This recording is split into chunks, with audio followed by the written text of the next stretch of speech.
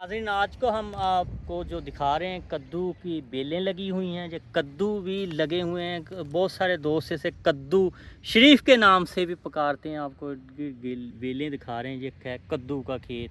तो आज हम आपको दिखा रहे हैं कद्दू।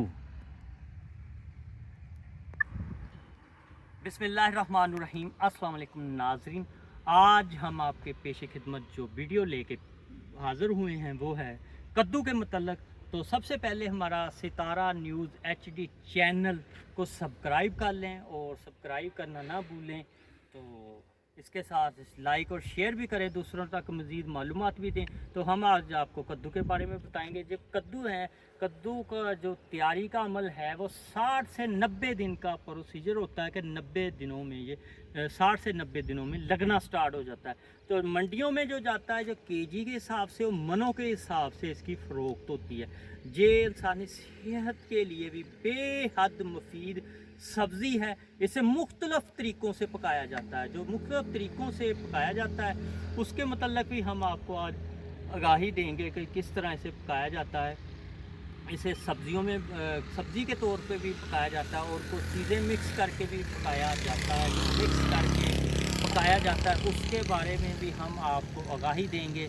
अक्सर लोग इसे दाल में पका लेते हैं, वैसे भी पका लेते हैं, मटन, चिकन, बीफ में भी पका लेते हैं। दोपहर के वक्त इसका रायता भी बहुत सारे लोग इस्तेमाल करते हैं। रायता भी बहुत लजीज और मज़ेदार बनता है और इसको हलवा जात में भी इस्तेमाल किया जाता है। हलवा सूजी के हलवे में भी अक्सर आपने खाया होगा, तो जिन्होंने नहीं खाया वो भी बना के देख सकते हैं। तो इन चीज़ों में ये इस्तेमाल होता है। कद्दू बेहद मुफीद एक चीज़ है। तो ये जिनके पाँव में जलन होती है, अक्सर लोग शिकायत करते हैं, जी शुगर के दोस्त भी हमारे शिकायत करते हैं, कहते हैं जो हमारे पाँव में बहुत जलन हो रही है। जी जलन को कैसे दूर कर सकते हैं उसके बारे में आपको बताते हैं। आपने इसको कद्दू को काट लेना है। काट लेने के बाद इसे आपने पाँव की तलियों पे चस लेना है, जैसे ऐसे ऐसे करके ना चस लेना है। तो इसका चसने से आपकी जो जलन है वो ख़त्म हो जाएगी और आप एक इजीली फील करेंगे, आपको जलन की शिकायत दूर हो जाएगी।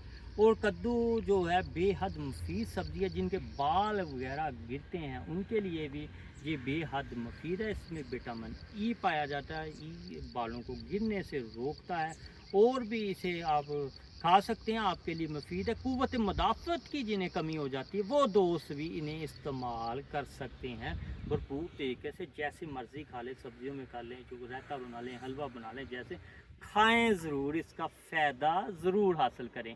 तो नाज़रीन आपको हमने कद्दू के बारे में बताया और कद्दू की बेलें दिखाएं, कद्दू लगा हुआ भी दिखाया। तो ये साइज़ में काफ़ी बड़ा था जो कद्दू हमने आपको शुरू के व्यू में दिखाया। तो इसके साथ ही हम इजाज़त चाहते हैं। नेक्स्ट व्लॉग तक के लिए आपके साथ फिर हाज़िर होंगे। तो हमारे चैनल को लाइक और सब्सक्राइब करना ना भूलिए। एक बार फिर आपको कहते हैं, तब तक के लिए हम इजाज़त चाहते हैं। अल्लाह हाफ़िज़। पाकिस्तान ज़िंदाबाद।